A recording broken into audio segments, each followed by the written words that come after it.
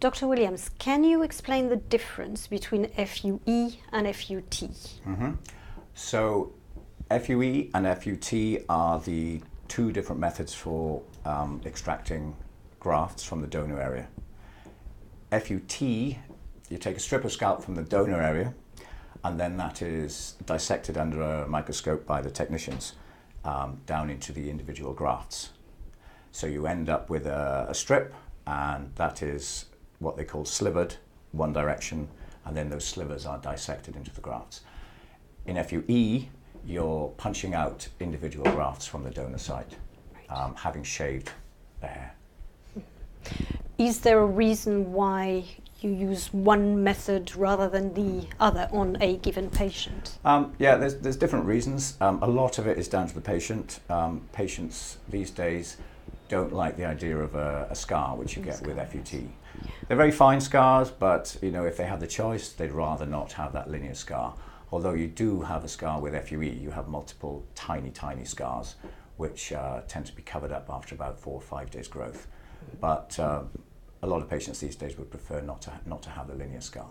Although you generally can get higher number of grafts. So there's from FUT, there's reasons for both. If you want a large number of grafts, and there is an idea that perhaps the grafts are a little bit stronger from FUT.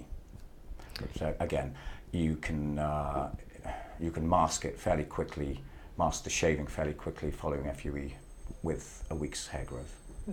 So really, it depends on the circumstances, on what the patient wants, but also what they need in terms of potential results. Sometimes you have to steer patients in one direction.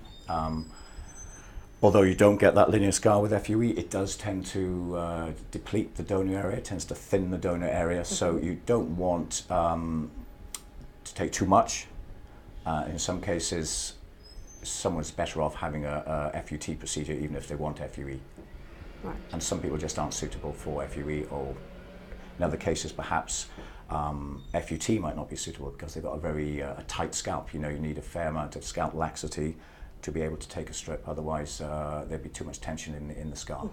So at the end of the day, it's really down to having a good consultation, initial consultation, and seeing what is possible in that particular case. That's very important, that initial conversation, understanding what the patient's expectations are, perhaps modifying those expectations, and perhaps having to steer them in a certain direction. Most patients don't want to, and most people don't want the scar, but sometimes that's the only option. It's inevitable. Thank you very much, Dr. Williams. Thank you.